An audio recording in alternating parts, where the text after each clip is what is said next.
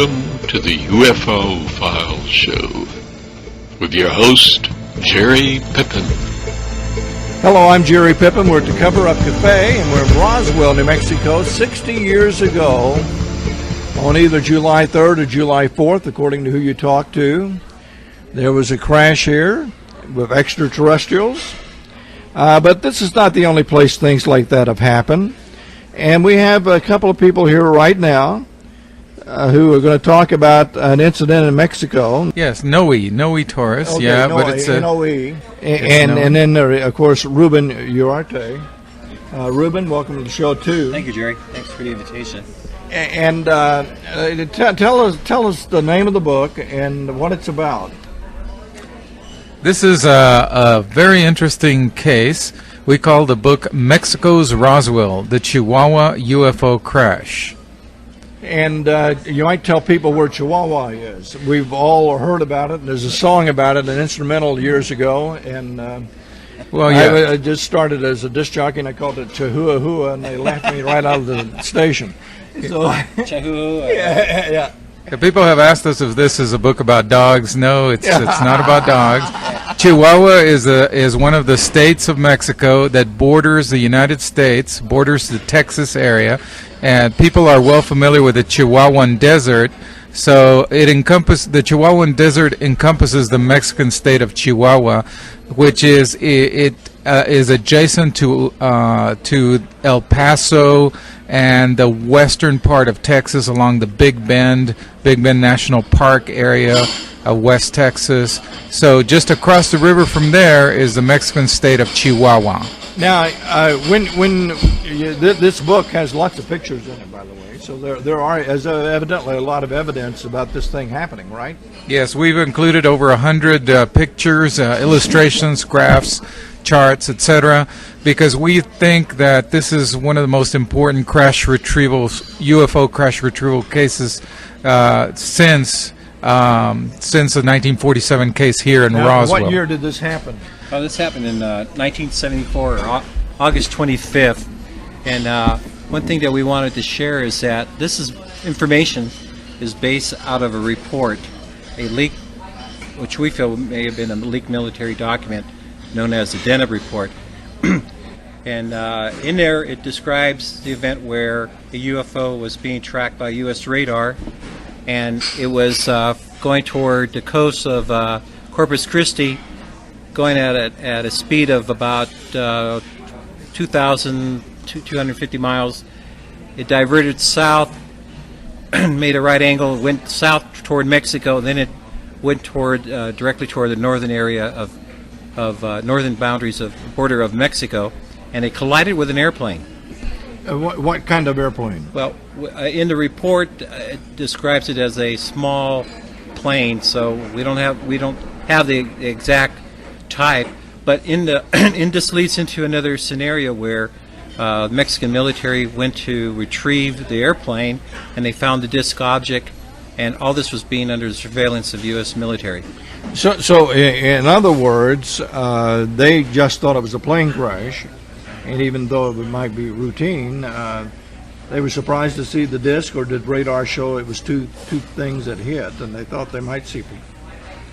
What do you think was going on there? In other words, were they looking for a flying saucer or another airplane besides the one that crashed with the saucer? Well, based on... Go ahead. The Deneb report indicates that the strange object had been picked up by U.S. military radar at two different locations along the Texas-Mexico border. However, it appears that the Mexicans were only aware of a plane crash having taken place near Coyame, Chihuahua, which is across the border from Presidio, Texas. So the Mexican authorities came out to do what they thought was just an airplane crash. Meanwhile, along the Rio Grande River, along the Texas border, the U.S. military was aware that they had seen on radar two different objects heading toward each other, and then suddenly both objects disappeared off the radar screen. It sounds to me like you're saying the U.S. military might have thought there was more to it than what the Mexicans did at the time. I think so, because of the fact that it had been picked up by radar off the coast of Corpus Christi, tracked close to Brownsville, Texas, and then all the way into Mexico. How is the secret information handled in Mexico? Is it as rough as it is in the United States to get real stories? That's a real good question. As you know, as it relates to Roswell, 1947, there was at first an immediate announcement by the Army, the Roswell Army Air Force, and then they covered it up, and then you didn't hear much about it until later. There was more information released by this document through the archives, the Eisenhower document that talked about the Roswell crash. Also, it talked about another crash that occurred on the Mexican side of the border. What we're finding out through our research is that there's been a collaboration of between both governments, both the military, and the book goes in depth about. We talked about the missile crisis, where German scientists were brought over to White Sands, New Mexico, to test V2s, right? To get they brought Werner von Braun, and then of course they start testing V2s. Well, some of these V2s steered off course and crashed into the Mexican side of the desert. We had two incidents in 1947. We had another incident that happened in 1967, and another crash that occurred in what's called the Zone of Silence in 1970. So every time there was a missile crash, you had U.S. involvement. Well, there was also a retrieval program called Moondust and Blue Fly that involved these retrieval teams to go and recover extraterrestrial craft. So this is where we're trying to tie in all this information together. You say this incident that you write about happened in 1974? Yes, the actual date is August 25th, 1974. That is the date given in the Deneb document. See, immediately the first thing I thought about was 47, summer 74. Of course, it's just coincidence, so there's no connection. That's an interesting coincidence. Another interesting coincidence is geographically. We're talking about the Chihuahuan Desert, which extends all the way into New Mexico, and also the fact that the crash near Chihuahua, Mexico, happened very close to the Pecos River, which also extends all the way through Roswell, as a matter of fact. So. But another interesting angle of this is probably no connection. Yeah, it's just probably coincidental, anecdotal. But the interesting thing is that there seem to be a high number of UFO sightings and paranormal events in the Chihuahuan Desert area, both in northern Mexico and in the southwestern United States. And so that's an interesting angle of it. Now, when you both of you found out about this, it was years later, right? Wasn't 1974 when you knew about it, or was it? No, we got involved in it through just more than about a year and a half ago. Noe had contacted me because the History Channel was doing a number of crash retrieval programs, and they were doing on Mexico Roswell, China's Roswell. Texas Roswell. They were doing all these crash retrieval stories. So I was involved in the documentary, and then Noe, who was doing a book at the time, had contacted me and wanted to get more information. Were you a researcher, cameraman? What were you doing? A director? No, I was interviewed as one of the UFO experts, or whatever they call it, but as a and Noe, when you saw him on that documentary, you must have said, I have to talk to this guy, huh? Yes, I was doing a book at that time on Texas UFO sightings, historic Texas UFO sightings, and this was one of the cases I had run across on the internet, but there was very little information about it out there. So I contacted the people who were interviewed for that show, and the response that I got that I felt was really good was Ruben's response. And so we started talking to each other and decided that this was a good enough story to put into book form, at least to get the ball rolling on further investigations and to get perhaps more light shed on this very interesting case that has been more or less ignored. Do you fellows live close to each other? No, actually, I live along the Texas-Mexico border in South Texas, and Ruben lives near Oakland, California. Up in the Bay Area. Yeah, that's not exactly next door. No, not quite, but with technology, the internet, and getting on Yahoo Messenger and all that, it's like like he's right next door. Over 35% of our audience is somewhere else, Australia, wherever. Exactly. But something I wanted to share was that I'm the director with MUFON for Northern California, and also I'm the liaison with OMIFO, which is the Mexican UFO organization nationally. So we're developing this relationship and developing a number of contacts with the Mexican investigators throughout the country. So this has been a very big interest to them because, number one, it happened in Mexico. Number two is that this collaboration effort between both countries with researchers, we're starting to uncover more information that may lead, again, to the big cover-up. Now, what about the Mexican government? Are they subservient to the U.S. on all the secrecy, or?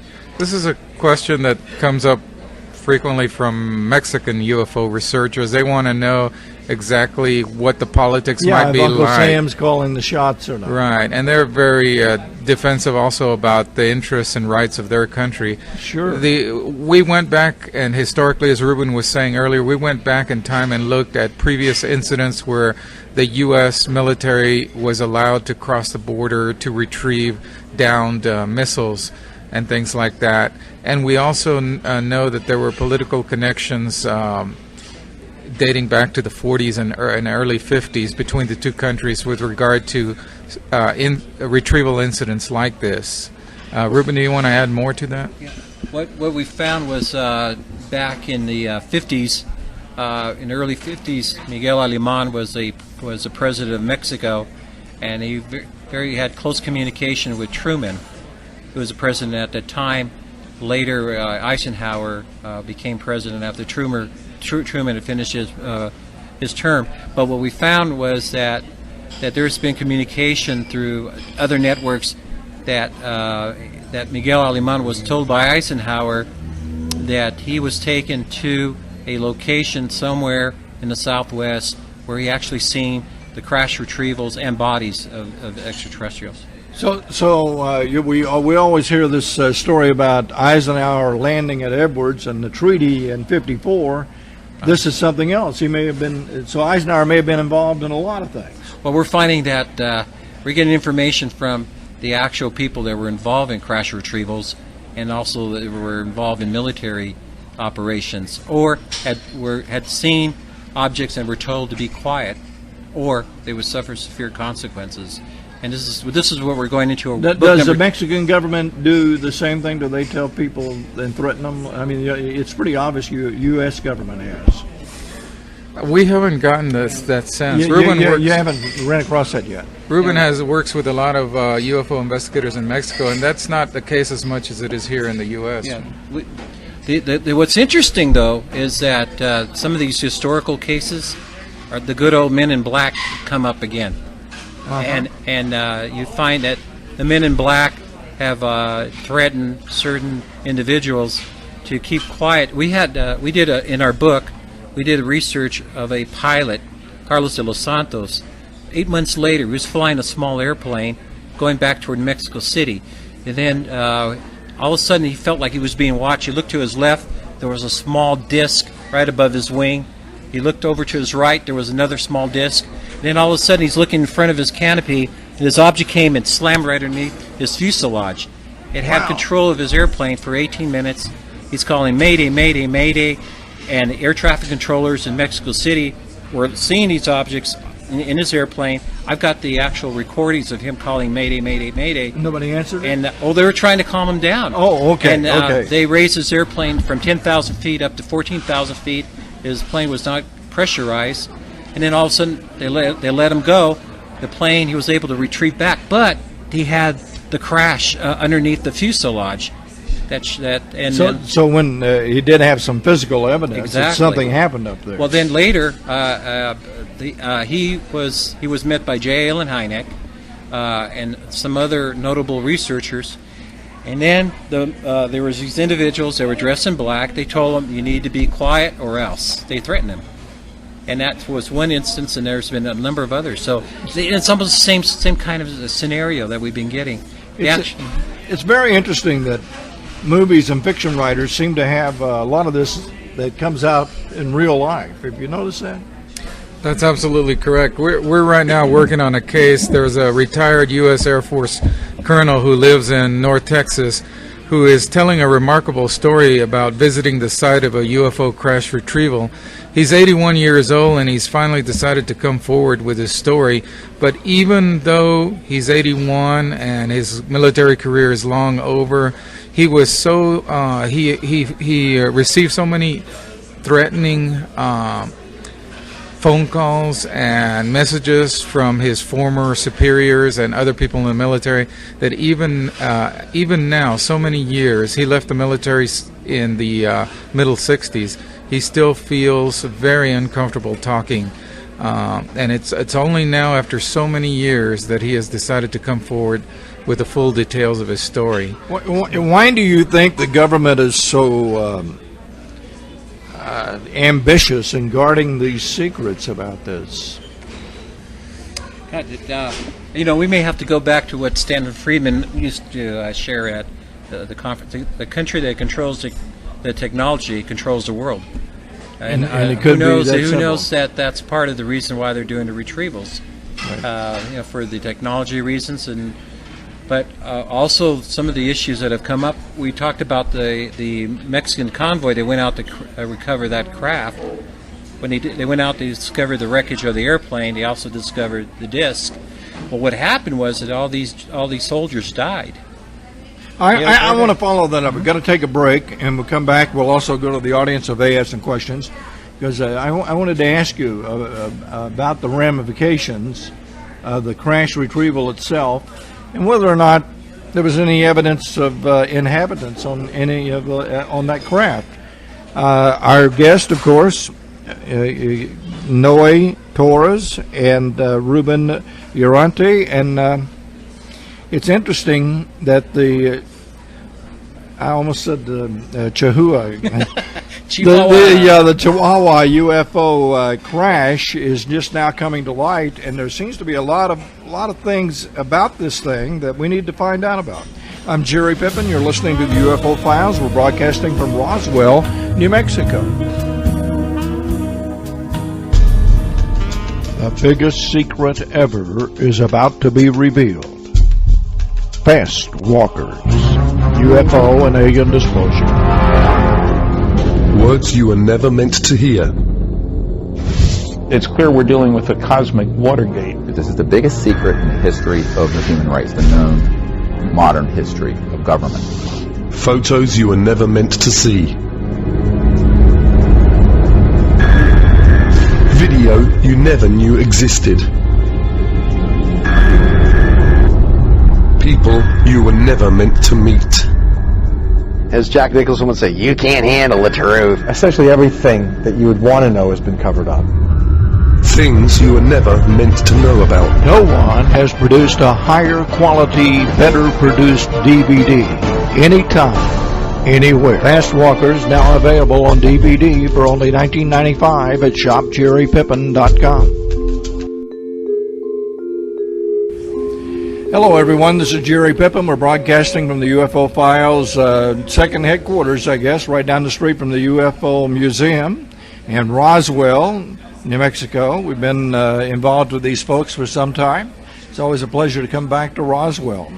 And our guest, really a phenomenal book. They cover this one crash, but there's other things in the book. I saw something from 1908 or something that you wrote about. So you did a lot of research, for sure. Noe Torres and Ruben Uriarte, and this book is available, correct? You can probably get it at Amazon. We have a link to get it too.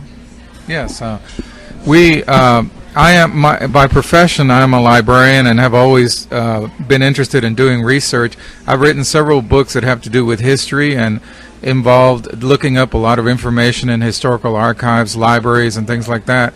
So Ruben and I spent a lot of time doing the grunt work to put together the evidence for this story, and not only that, but we went out to the Chihuahuan Desert, to Coyame, where this happened.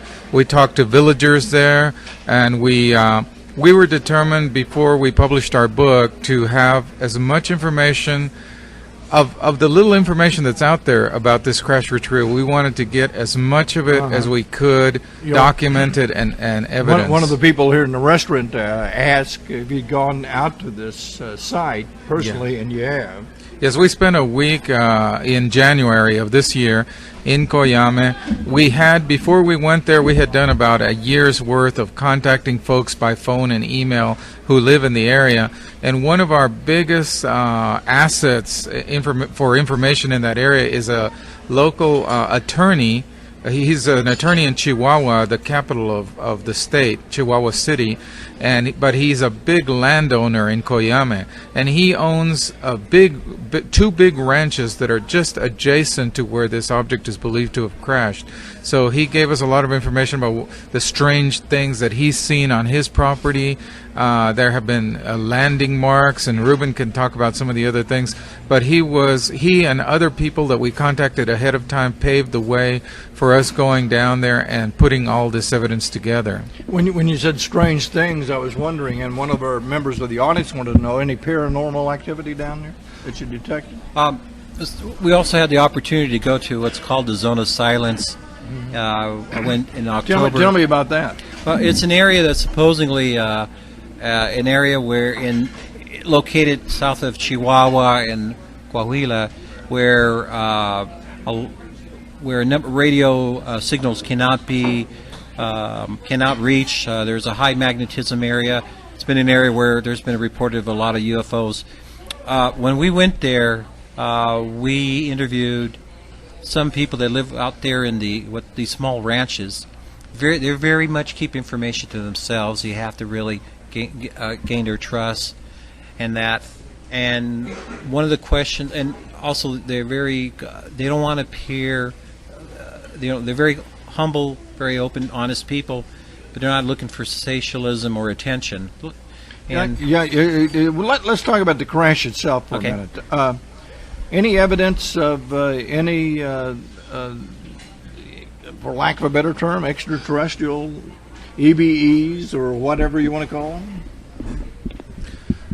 The Deneb report, upon which most of our book is based, along with the field investigation that we did and the library research, the Deneb report itself does not mention that there were any bodies recovered other than any extraterrestrial bodies, EBEs, but we ran across an interesting story from a long-time UFO researcher, Robert Dean, who worked with us. I know Bob. Right. Bob worked with us on part of this book, and he told us this incredible tale, which we've included in one of the chapters, where he was in Mexico City about 5 years after the Coyame crash incident, and he was approached by a Mexican policeman who told him that he indicated he wanted to talk to him, and the policeman pulled out of his wallet a picture of what looks like a gray alien, and he said that this alien, the body of this alien, had been recovered along the Texas-Mexican border in the crash of a UFO. And Bob has the feeling that this may have been associated with the Coyame crash, although we don't know for sure, and there's been a number of reported UFO crash retrievals along the Texas-Mexico border. But because of the time frame in which it happened, which Bob was given the picture in Mexico City and about 5 years after Coyame incident, there could be a link. When we talk about these incidents in another country like Mexico, which is next door to the United States, and a lot of things involving UFOs happen in the southwestern United States, what do you make of that? Is this? I know, for instance, that we do sightings on the radio every week or two, and there's no shortage of people seeing things everywhere. But there always seems to be like there was a lot of activity in this part of the world. You know what I mean? Yeah, we were really curious about why there's so many reports of sightings, and one of the things that we found, of course, is the trajectory of that particular object back in 1974 flew over a very remote area. And what we're finding as of today is that whole stretch is very remote, not populated or sparsely populated. And here's the thing, that here you have a sparsely populated border next to the biggest military nation in the world, and how ideal would it be for these objects to fly in and out of an area where they're not going to be threatened, because Mexico does not have the military, doesn't have the Air Force to shoot these things down. Well, there have been, a lot of things officially from Mexico, like I'm thinking of the infrared thing with the Mexican Air Force and things like that. They seem to be a little more open to reporting at least part of it. That happened March of 2004, and I had the privilege of going with two other scientists, Dr. Richard Haynes from NARCAP, and Ted Rowe, who was the executive officer for NARCAP, and myself. I went with them, and this was before the Mexican military had allowed Mr. Jaime Maussan to release this footage. When we went down there, this is where we interviewed Mr. Carlos de los Santos. We met air traffic controllers, other pilots that had been talking about and having experiences with objects flying over the Mexican City airport and other airports. And, of course, the focus was on air safety, because these objects are flying close to airliners, commercial airliners, not just in Mexico but all over the world. Sure. But the fact that the military was so interested, because here you had highly trained, qualified that were trained by U.S. to fly this airplane to record, and yet they came across these strange objects. And Mr. Maussan, who does a lot of investigations, and he's a highly notable journalist, they gave him that information to share to the world. Yeah, when we talk about UFO crashes, we almost in the same sentence we're talking about superior technology, but they still have accidents. I wonder what causes that. You have any ideas about why we have so many crashes? Well, and they're not many, but there's you go to the Crash Retrieval Conference in Las Vegas, and there's quite a few they bring up. Of course, a lot of what we do is speculate on the possible causes of these crashes. However, one thing that's made an impact in my mind when I've read about crash retrievals is that we're dealing with beings who are mortal, who are, although they may have superior technology, we don't know exactly what that technology is. However, they are mortal, and they are capable of error, and it's possible that for whatever unforeseen circumstances these crashes occur, that because of the evidence indicates that they do. So therefore, it's something that apparently has happened for various reasons. You think there's any chance there might be intervention by the U.S., even though it seems like we're behind in technology, but maybe not as far as we think? You know what's interesting, Jerry? I came across a document that was from the FBI when Hoover was involved in the FBI was very much interested in UFO and crash retrievals as well. And in that document, it stated that they had notified a military resource within the Air Force that said that they believed that at that time in the early 50s, they had these very high, powerful radars that was... that's been a theory here in Roswell. Well, that's where it came, this is what I saw within the document. Now, that happened in the 50s because we had a whole string of other crashes, and of course, as you know, the lightning strike right. theory that radar in 47 was not the same radar you see on Channel 5. Right. For weather.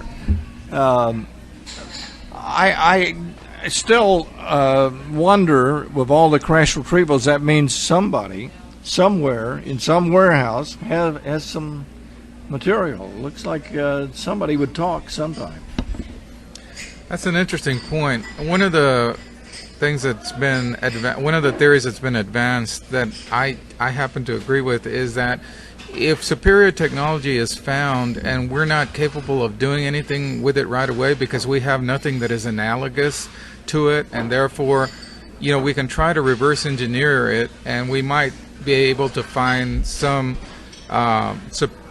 corollary uses for some of that technology, but the core of it is going to remain inaccessible to us until our own technology gets up to a higher level. So therefore, packing this away and storing it for continuous study long term would be the solution that's indicated here, because it would only be after many years of careful study and research and allowing our own technology to get closer to this one that has been retrieved. Only then would we be able to actually use some of it. Just to go along with that, I heard this analogy. It's just like having a large nuclear submarine taken back to the 17th century. You think people would learn how to reverse engineer a nuclear submarine. So we may be that 17th century dealing with trying to figure this out. Yeah. And I imagine they'd be scratching their head quite a lot. Where's the sail? What do you got planned next, guys?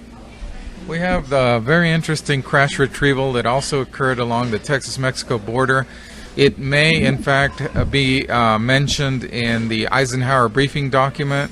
There is a mention of a crash retrieval along the Del Rio, Texas area, Texas-Mexico border in 1950. We have a gentleman who is retired U.S. Air Force colonel I mentioned earlier who is stepping forward with an incredible story about having actually visited the site where he saw a metallic disc-shaped object impacted into the side of a sand dune right along the Rio Grande River near Del Rio, Texas. So we've been interviewing him extensively. We went to visit him at his home in North Texas, and he's ready after all these years, after being out of the military since the middle 60s, he's ready now to give full details about his story, which is a fascinating one.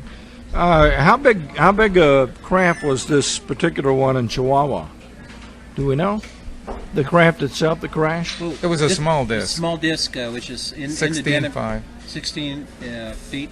It was 16 feet 5 inches in diameter, and it was almost identical to the 3 UFOs that Ruben was mentioning approached and circled the plane over that was flying to Mexico City with the pilot. That 8 months later. It's an incredible read, and we recommend it to everyone. Mexico's Roswell, and they came to the United States' Roswell to promote the book and do a little investigating, I imagine. It's the first time for you guys here? Oh, here in Roswell? Yeah. Oh, this is my second time. Okay. Yes. How about you? This is my first time, although I've intended to come on many occasions. I'm very happy to be here. Now, you still work at the library? Yes, sir. I'm a librarian. And do they know your interest in UFOs? Actually, I've built up the UFO section of our library quite extensively, and so the UFO publishers love you. Yes. So the students. Now, where is this library? This is in South Texas, in McAllen, Texas. Yes, Okay. We appreciate you guys coming by. Noe Torres and Ruben Uriarte, and you're probably going to be making the rounds with some other places since you're into this hot and heavy now, right, guys? Oh, yes. Correct. Yes. Thank you very much. Thank Let's you give very them a much hand. for the opportunity. Thank you, Jerry. Okay, and the book is available, and we have a link to it. I'm Jerry Pippin. You're listening to the UFO Files. We're broadcasting from Roswell, New Mexico.